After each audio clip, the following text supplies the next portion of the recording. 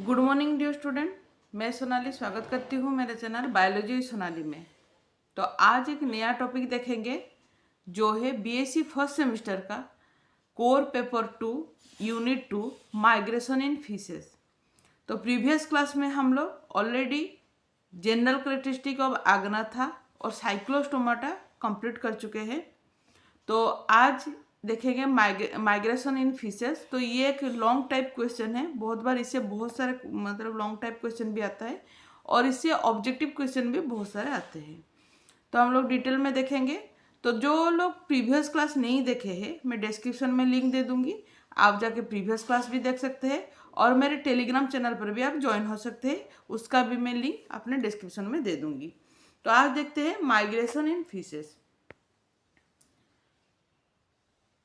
तो सबसे पहले देखिए माइग्रेशन का मतलब क्या है। देखिए migration is the relatively long distance movement of individual on a seasonal basis. तो बेसिकली एक जगह से दूसरे जगह जो ट्रैवल करना या तो फिर मूवमेंट करना, ठीक है, सीजनल बेसिस, जरूरी नहीं कि हमेशा, सीजनल बेसिस, ओकेजनली कोई इवेंट्स आया, कुछ भी, जो भी उन लोग जो भी इसके लिए फिश के लिए सोचिए फूड के लिए हो या तो फिर ऑक्सीजन के लिए हो, रिप्रोडक्शन, इस तरह से कुछ वाइटल मूवमेंट होते हैं जब वो लोग एक जगह से दूसरी जगह ट्रैवल करते हैं, ठीक है, लॉन्ग डिस्टेंस ट्रैवल करते हैं। तो इसी को बोला जाता है migration. Migration can be either obligate, obligate मतलब इंडिविजुअल मस्ट माइग्रेट, इंडिविजुअल जा सकते हैं, या तो फिर फैकुल्टेटिव। तो ये जो टर्म है ऑब्लिगेट, फैकुल्टेटिव, इसको याद रखिए, ठीक है। ऑब्लिगेट का मतलब है इंडिविजुअल माइग्रेट करते हैं, फैकुल्टेटिव मतलब individual can choose to migrate और नॉट। ये डिपेंड करता है किसी इंडिविजुअल के ऊपर कि वो माइग्रेट करेगा, एक जगह से दूसरी जगह मूवमेंट करेंगे या नहीं करेंगे, ठीक है, ये उनके पास ऑप्शन है। लेकिन ऑब्लिगेट मतलब वो लोग जरूर एक जगह से दूसरी जगह माइग्रेट करेंगे, ठीक है। ये टर्म को याद रखिए, ठीक है। तो डेफिनेशन क्या है माइग्रेशन का, देखिए migration is the movement of large number of animals from one place to another for feeding, reproduction और एस्केप वेदर एक्सट्रीम।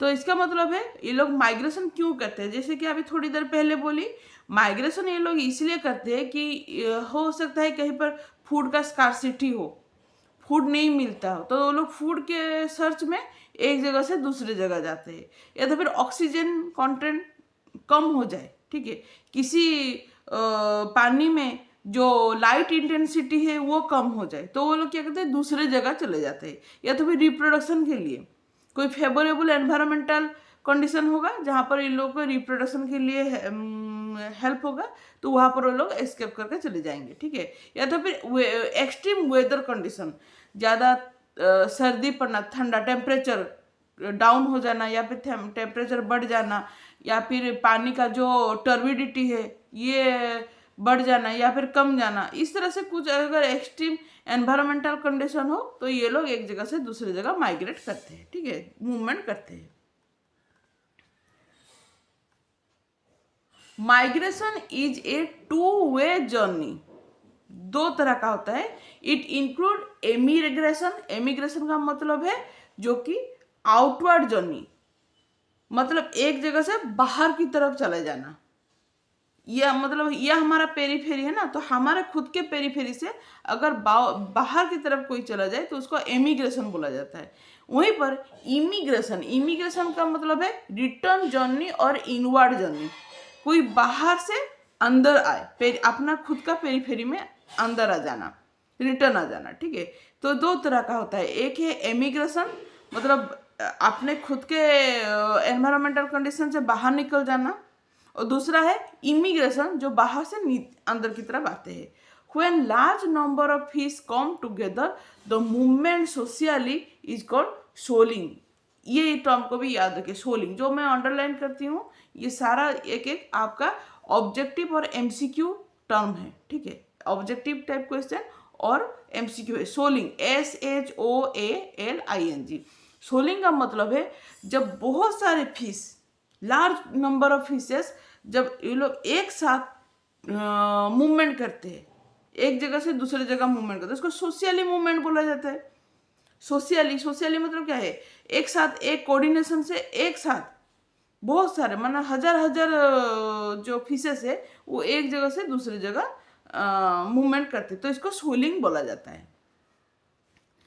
देखिए टाइप्स ऑफ माइग्रेशन, तो सबसे पहले जो माइग्रेशन है वो फीडिंग और एलिमेंटल माइग्रेशन। तो फीडिंग और एलिमेंटल माइग्रेशन क्या है, fish that migrate for the sake of feeding is term as feeding migration. मतलब खाने के तलाश में, खुद का न्यूट्रिशन और खाने के तलाश में अगर एक जगह से दूसरे जगह मूवमेंट करे तो इस तरह से मूवमेंट को फीडिंग माइग्रेशन और एलिमेंटल माइग्रेशन बोला जाता है। इन high population fish exhaust food research in the particular area and migrate in search of new feeding resource।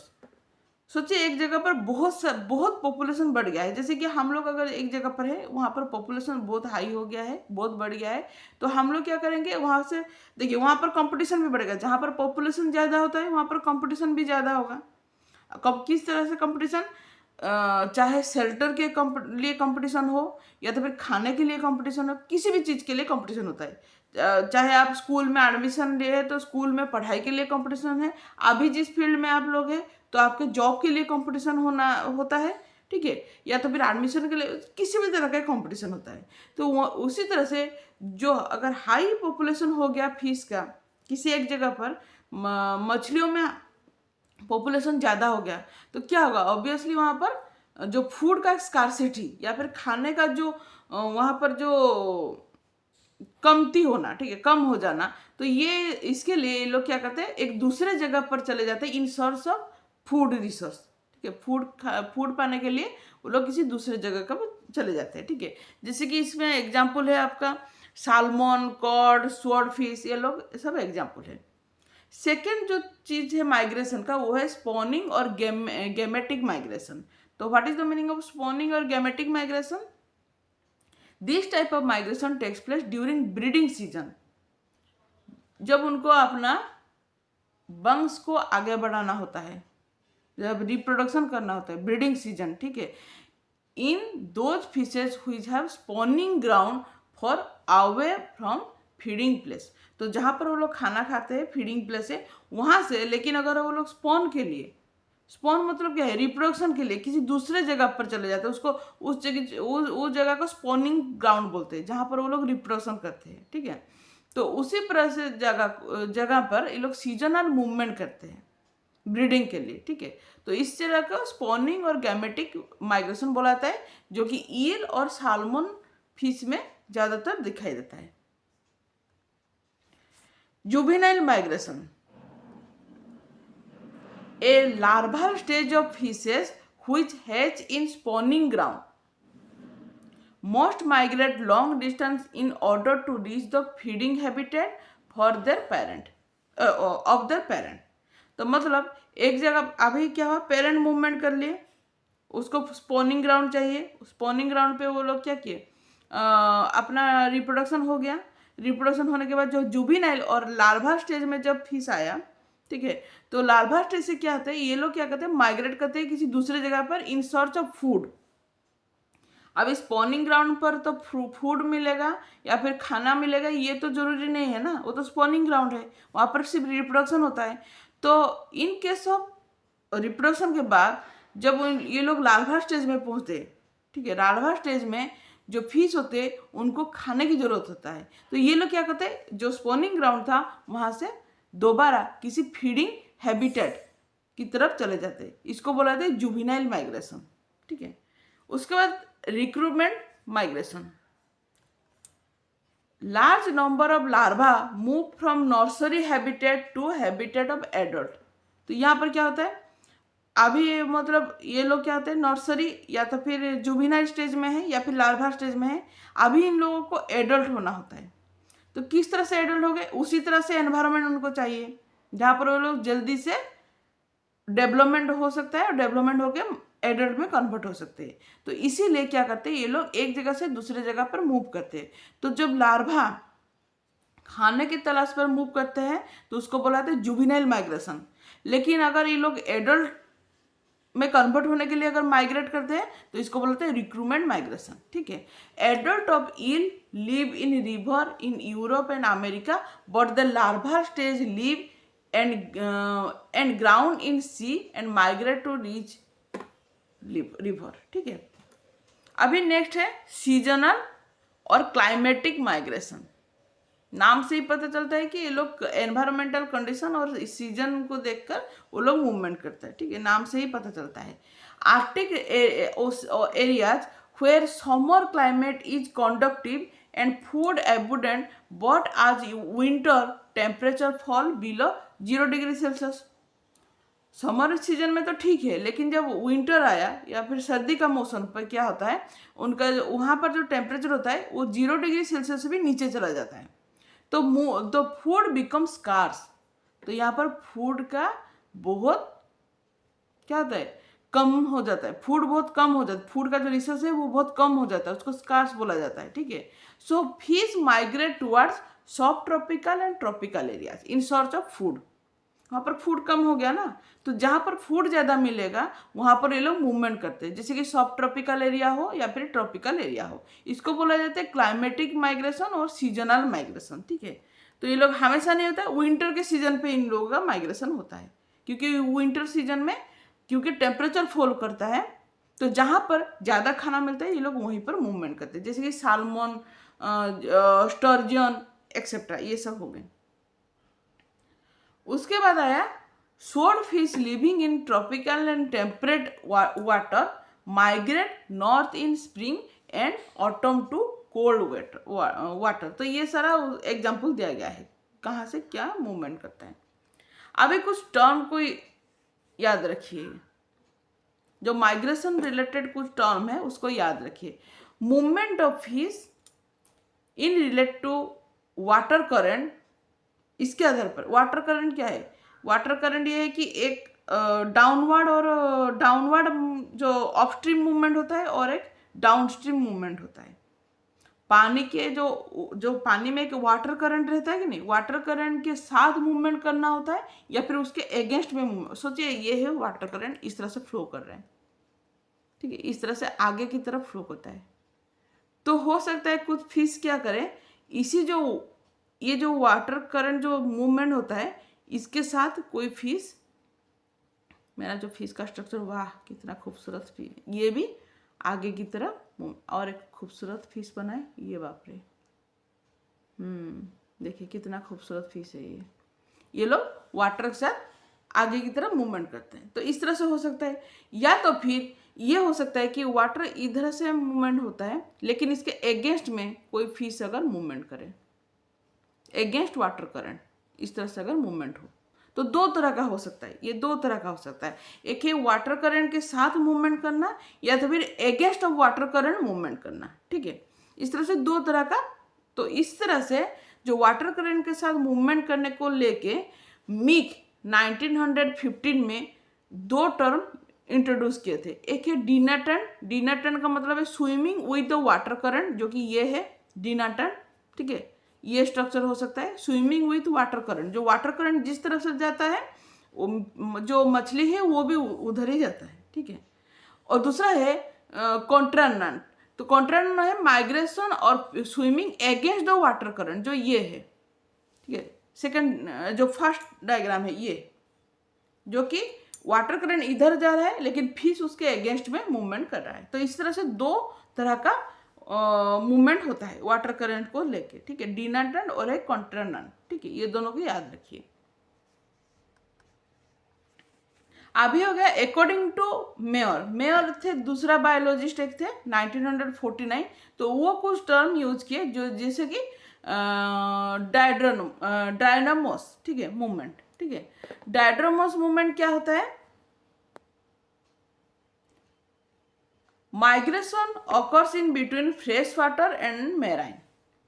सोचिए अगर ये एक जगह, ये फ्रेश वाटर है और ये मेराइन है, तो यहाँ से जो मूवमेंट होता है फ्रेश वाटर से मेराइन और मेराइन से फ्रेश वाटर, तो इसको बोला जाता है डायड्रोमस मूवमेंट बोला जाता है, माइग्रेशन बोला जाता है। About 120 species of fish are capable of overcoming osmotic barrier and migrate between fresh water and marine.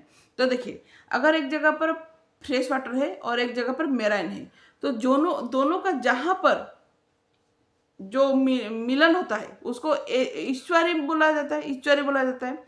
तो यहाँ पर क्या होता है, ऑस्मोटिक प्रेशर ज़्यादा होता है। तो लेकिन ऐसे कुछ फिशेस है, जैसे कि 120 स्पेसीज ऑफ फिशेस, ये लोग क्या होते हैं, उसी ऑस्मोटिक बैरियर को वो लोग पार कर सकते हैं। ठीक है, सोचिए ये है फ्रेश वाटर और ये है मेराइन वाटर। ठीक है, दोनों के अंदर एक बैरियर है यहाँ पर। ठीक है, जहाँ पर इसको ऑस्मोटिक बैरियर बोल सकते हैं। तो ये ऑस्मोटिक बैरियर को क्रॉस करके चाहे फ्रेश वाटर से मेराइन या फिर मेराइन से फ्रेश वाटर जो फिश मूवमेंट करते हैं। ठीक है, तो ऐसा लगभग 120 के आसपास फिशेस है। ठीक है, लेकिन डायड्रामोस भी 3 तरह का होता है। फ्रेश वाटर से मेराइन और मेराइन से फ्रेश वाटर जो मूवमेंट होता है, इसको 3 कैटेगरी में डिवाइड किया गया है। क्या क्या है? सबसे पहले काटाड्रोमोस माइग्रेशन। ठीक है, काटाड्रोमोस माइग्रेशन क्या है? Movement of individual from fresh water to sea. अगर फ्रेश वाटर से सी की तरफ मूवमेंट हो तो इसको बुलाते हैं काटाड्रोमोस माइग्रेशन। एग्जाम्पल ईल। ठीक है, एग्जाम्पल है ईल। तो देखिए, अगर they deposit large amount of fat in their body which serve reserve food during migratory journey. तो ये जो ईल क्या होते हैं, इन लोगों के जो बॉडी में बहुत सारे फैट को ये लोग डिपोजिट कर लेते हैं। तो फैट क्या करता है, जब जरूरत पड़े तो वहाँ पर एनर्जी वो लोग प्रोवाइड कर लेते हैं। ठीक है, तो इसी तरह से ये लोग एनर्जी या फिर फूड को रिजर्व करके या फिर स्टोर करके इन फॉर्म ऑफ फैट ये लोग माइग्रेट करते हैं। क्या? फ्रेश वाटर से मेराइन की तरफ। Colour change from yellow to metallic silvery grey, इनका कलर भी चेंज हो जाता है। और जो डाइजेस्टिव ट्रैक होता है वो श्रिंक हो जाता है। एंड फीडिंग स्टॉप, क्योंकि ये लोग ऑलरेडी इनके अंदर फैट को रिजर्व करके रखते हैं, तो इनका कोई डाइजेस्टिव ट्रैक या फिर फीडिंग की कोई ज़रूरत नहीं होता है। जब ज़रूरत पड़े तो वहाँ से ही वो लोग, फैट से ही वो लोग एनर्जी पाते थे। ठीक है, तो इनको कोई डाइजेस्टिव ट्रैक की कोई ज़रूरत नहीं है। Eyes enlarge and vision sharp. तो देखिए, जब इन लोगों का माइग्रेशन स्टार्ट होगा, मूवमेंट स्टार्ट होगा, ऑब्वियसली इनका जो विजन है वो भी ठीक ठाक होना चाहिए।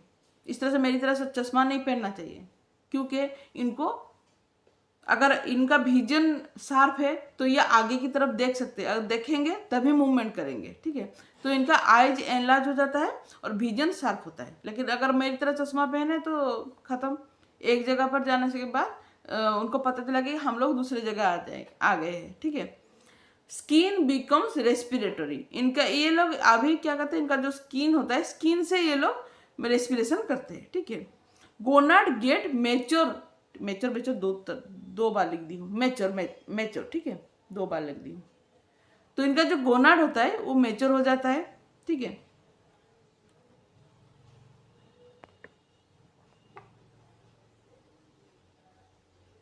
तो जो फीमेल होते हैं, female migrate through the river to reach coastal area of the sea, hence they are joined by the male which live in estuaries. Estuaries क्या है? ये स्ट्रक्चर देखिए, यहाँ पर एक स्ट्रक्चर है।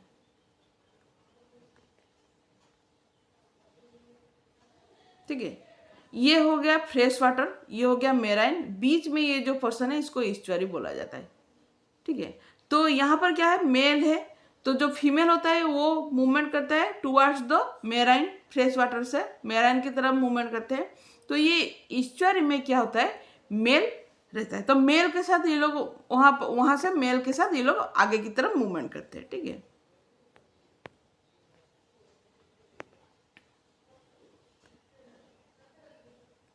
तो यहाँ पर कहता है here they join by the male which live in estuary and together they swing the large number reaching the sea. वहाँ से वो लोग एक साथ जो समंदर है उधर मूवमेंट करते हैं।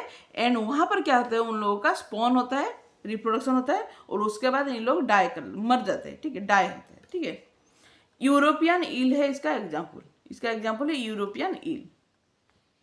जो सेकेंड तरह का जो मूवमेंट होता है वो है एनाड्रोमस। तो ये काटाड्रोमस, एनाड्रोमस, इसको याद रखिए, यहाँ से क्वेश्चन आपका 1-2 क्वेश्चन एमसीक्यू आ जाता है, ठीक है। When migration occurs from sea water to fresh water, अभी क्या हो, फ्रेश वाटर से सी वाटर गया, लेकिन अगर सी वाटर से फ्रेश वाटर की तरफ माइग्रेशन होता है उसको एनाड्रोमस माइग्रेशन बोला जाता है। जैसे कि अटलांटिक साल्मन, हिल्सा, टोलीसेड, पैराडाइज फिश, फ्लैट हेड सीलागो, ये सारा उसका एग्जाम्पल है, ठीक है। It occurrence in is recorded in the coastal water of the Pakistan, India, Sri Lanka, Bangladesh, Myanmar. तो ये सारा जो कोस्टल एरिया है वहाँ पर इस तरह का मूवमेंट दिखाई देता है। तो थर्ड तरह का जो है एम्फीड्रोमस माइग्रेशन। तो एम्फीड्रोमस माइग्रेशन क्या है? एम्फीबियन से पता है, लैंड से टेरेस्ट्रियल से वाटर, वाटर से टेरेस्ट्रियल, इसको हम लोग बोलते हैं एम्फीबियन, एम्फीबियन से एम्फीड्रोमस माइग्रेशन। तो migration of fish from the fresh water to sea and vice versa, मतलब फ्रेश वाटर से सी की तरफ या फिर सी से लेके फ्रेश वाटर की तरफ, इस तरह से इन लोगों का मूवमेंट होता है, ठीक है।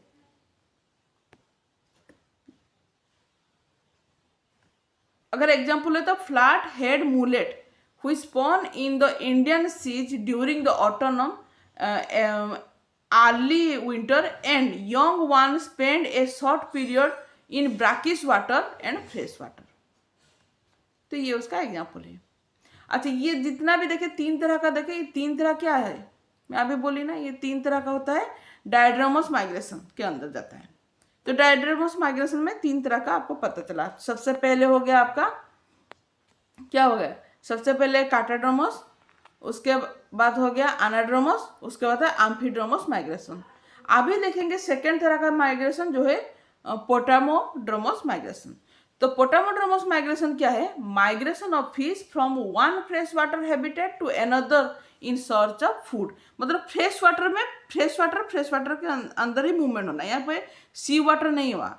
जब फ्रेश वाटर और सी वाटर हुआ तब डायड्रामस, लेकिन पोटामोड्रोमस में क्या हुआ, सिर्फ फ्रेश वाटर। देखिए ये है फ्रेश वाटर, लेकिन एक है डाउन स्ट्रीम और एक है अप स्ट्रीम, तो दोनों के अंदर अगर मूवमेंट होना, ठीक है। तो देखिए they migrate for search of food, oxygen and also for the, क्या होता है, लेइंग एग। तो ये लोग क्या होता है, इनके अंदर माइग्रेशन होता है। क्यों माइग्रेशन होता है, एक जगह से दूसरी जगह क्यों जाते हैं? दोनों में तो सेम ही, फ्रेश वाटर तो फ्रेश वाटर ही है ना। तो माइग्रेशन क्यों होता है? इसीलिए होता है कि अगर कहीं पर अगर फूड का स्कार्सिटी हो गया या फिर ऑक्सीजन का कमी हो गया तो ये लोग दूसरी जगह पर मूवमेंट करते हैं। जो थर्ड तरह का होता है वो है ओसिनोड्रोमस माइग्रेशन। तो जिस तरह से फ्रेश वाटर के अंदर मूवमेंट होता है उसको पोटामोड्रोमस बोला जाता है, उसी तरह से ओसिमोड्रोमस क्या होता है, migration which occurs entirely in sea. अगर मेराइन में माइग्रेशन हुआ तो मेराइन में माइग्रेशन हुआ तो उसको ओसिमोड्रोमस माइग्रेशन बोला जाता है। हेरिंग, सर्डेन, ये सारा उसका एग्जाम्पल है। कॉड, ये सारा उसका एग्जाम्पल है, ठीक है। तो they migrate in search of food by the way of soling. देखिए यहाँ पर सोलिंग अभी थोड़ी देर पहले बोली थी, सोलिंग मतलब है migration together but without much coordination. अगर ये लोग एक साथ ही मूवमेंट किए, बहुत सारे लार्ज नंबर ऑफ फिशेस एक साथ मूवमेंट किए, लेकिन उनके अंदर इतना कोऑर्डिनेशन नहीं रहता होगा, तो उसको सोलिंग बोला जाता है। लेकिन स्कूलिंग क्या है? स्कूलिंग है swimming with high degree of coordination. एक साथ मूवमेंट करते हैं और उनके अंदर जो कोऑर्डिनेशन है वो भी बहुत एकदम स्ट्रॉन्ग कोऑर्डिनेशन होता है। तो ये टर्म को याद रखिए कि सोलिंग, जो कि पहले थोड़ी देर पहले भी बोली थी, जो एक साथ मूवमेंट करने को बोला था सोलिंग, लेकिन उनके अंदर इतना कोऑर्डिनेशन नहीं रहता। लेकिन सेकेंड तरह का जो होता है वो है स्कूलिंग, जहाँ पर कि मूवमेंट, वो लोग तो एक साथ मूवमेंट करते हैं और उनके अंदर जो कोऑर्डिनेशन है वो भी बहुत अच्छा कोऑर्डिनेशन होता है, ठीक है। अच्छा, क्या क्या फैक्ट है नेविगेशन के? नेविगेशन क्या है? नेविगेशन है एक जगह से दूसरी जगह जाने के लिए जो उनका दिशा है, वो दिशा ये लोग किस तरह से ये लोग, इनको पता चलता है कि हम लोग ठीक दिशा पर जा रहे हैं। जो हमारा वे है वो वे राइट वे है, ये इसको किस तरह से पता चलता है, तो उसको नेविगेशन बोला जाता है, ठीक है। तो how fish find their way in huge expanses in sea और रीच देयर डेस्टिनेशन। अगर मेराइन वाटर देखे तो मेराइन वाटर तो यहाँ से वहाँ दिखाई नहीं देता है, इतना बड़ा मेराइन वाटर होता है। तो ये लोग किस तरह से अपना डेस्टिनेशन पाते हैं, तो डेस्टिनेशन पाने के लिए इनका जो तरीका होता है वो तरीका ये है कि सबसे पहले अगर नाइट टाइम हो तो position of star and moon in the night. तो कहाँ पर स्टार है, देखिए ये भी हमारी तरह ही, कहाँ पर स्टार है कहाँ पर मून है, उस पोजीशन को देख के वही लोग मूवमेंट करते हैं। और अगर दिन का टाइम हो, डे टाइम, तो सन का मूवमेंट जो होता है, ठीक है, सन का मूवमेंट को देख के ये लोग जो सन का मूवमेंट करते हैं, सन का पोजीशन देख के ये लोग मूवमेंट करते हैं, ठीक है। A.S. हासलर एक बायोलॉजिस्ट थे, A.S. हासलर, तो उनके according salmon are guided by the order of their parent stream during return journey. तो जो साल्मन होते हैं ये लोग ज़्यादा से ज़्यादा ये लोग क्या करते हैं, उनका जो पेरेंट्स का जो ऑर्डर था, जो बॉडी ऑर्डर था, उसी ऑर्डर को ये लोग सूंघ के उसी दिशा पर ये लोग मूवमेंट करते हैं जब रिटर्न आते हैं, ठीक है। जो उनके पेरेंट कहाँ से आए थे, उनके पेरेंट्स कहाँ से आए थे, ये लोग उसी दिशा पर मूवमेंट करते हैं, उसको नाक से सूंघ के, ठीक है। Eel can also use odour map. Odour मतलब क्या है, ऑर्डर मतलब क्या है, सूंघना, ठीक है, बॉडी ऑर्डर, ठीक है, उसे वहाँ से पता चलता है। ऑल्फैक्टरी हाइपोथेसिस, अच्छा ऑल्फैक्टरी हाइपोथेसिस क्या है, हसलर एंड स्कोल्स 1980 में वो लोग एक जो थ्योरी था, हाइपोथेसिस था, वो दिए थे, जिसके आधार पर जो साल्मन का जो जुबिनाइल होता है becomes imprinted to the chemical order, जो केमिकल गंध होता है उसी के आधार पर ये लोग मूवमेंट करते हैं during the small age. Small stage मतलब क्या है, डेवलपिंग स्टेज को स्मॉल स्टेज बोला जाता है, ठीक है। प्रोबेबली फेरोमोन्स फॉर्म ऑर्डर, तो जो फेरोमोन होता है वो फेरोमोन का जो ऑर्डर होता है उसी के ऑर्डर पर ये लोग आगे की तरह मूवमेंट करते हैं, कब, स्मॉल स्टेज और डेवलपिंग स्टेज पर, ठीक है। तो ये हो गया एक हाइपोथेसिस। जो दूसरा हाइपोथेसिस है वो seepage hypothesis, ground water seepage hypothesis, जिसको कि हार्डेन जोन्स 1980 में वो ये हाइपोथेसिस दिए थे कि spawning area in the coastal area could be identified with reference to certain chemical that enter by the ground seepage to sea। तो ground seepage से सी की तरफ जो कुछ केमिकल एंटर होता है और उसी केमिकल के आधार पर, ऑर्डर पर ये लोग क्या करते हैं, मूवमेंट करते हैं, ठीक है। अभी मूवमेंट का क्या क्या फैक्टर्स है, क्यों ये लोग मूवमेंट करते हैं। सबसे पहले तो फिजिकल फैक्टर,